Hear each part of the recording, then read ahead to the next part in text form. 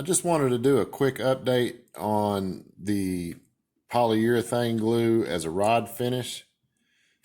I think you can tell on this side right here, I've got no finish at all. That's just a raw blank, fiberglass blank. And this is what the finish looks like from the polyurethane glue.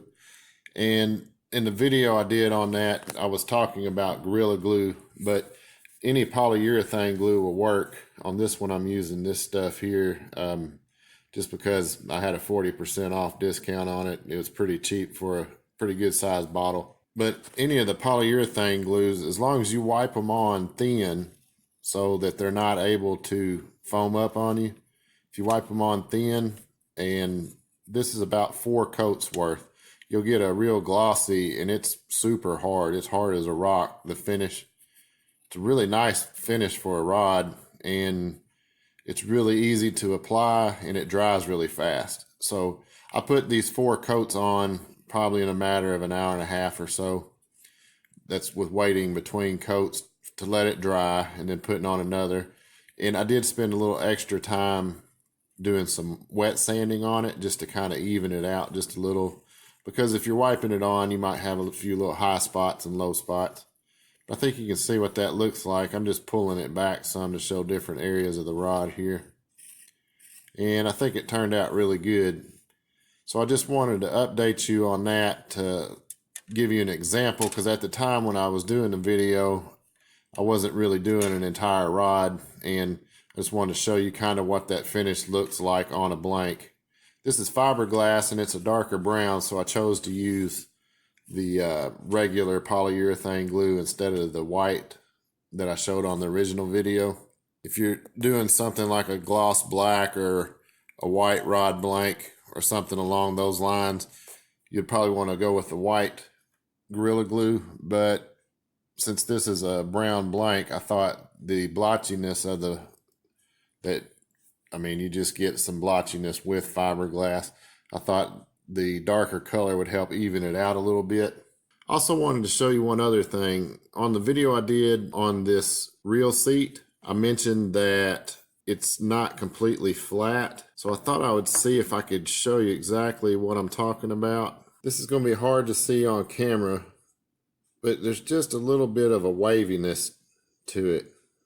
And it's so minor. I mean, it's not anything major at all, but that's what I was saying. You know, it's really hard to get it completely level and flat. You can do a little bit better job with epoxy, I believe. I believe right through here where you can see the reflection on top, you might be able to tell there's just a little bit of a waviness to it. It's not bad at all. And on something like a reel seat, I really don't think it's going to be that big of a deal. Or it's not to me. And like I mentioned before, I'm pretty picky about things. But then the trade-off is that on this reel seat, now it has a real nice rubbery feel to it. And it feels really good in the hand. And I think that's going to make a really good choice on that instead of epoxy. And also there's a warmness to that rubbery texture that you don't get with epoxy. Epoxy can get really cold, almost like metal, but there's a sort of warming effect you get with rubber. It doesn't seem to be as cold as other materials when it's cold outside. So I think that would be a nice thing also. Of course, the reel seat's metal, so you'll have your fingers on that, but the bulk of it is going to have that rubbery texture, which will help insulate a little bit, I believe.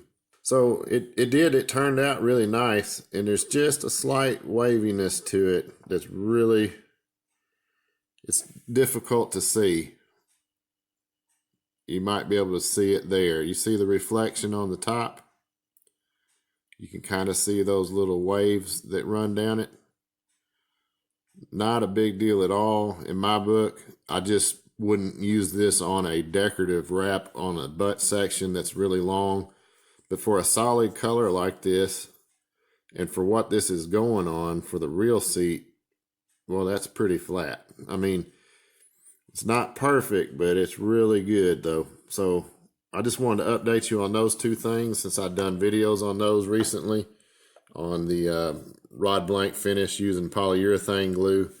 And that reel seat that I built, I mentioned that I tried the clear Gorilla Glue, which is not a polyurethane glue.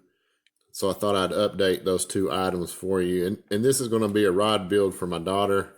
And I think it's going to be really nice when I get it completed. It's going to kind of be like an old school looking rod with the fiberglass, but I think the bright colors and things on it are going to make it really pop in those areas. That's all I've got for today. I hope y'all have a good one, and I'll talk to y'all later.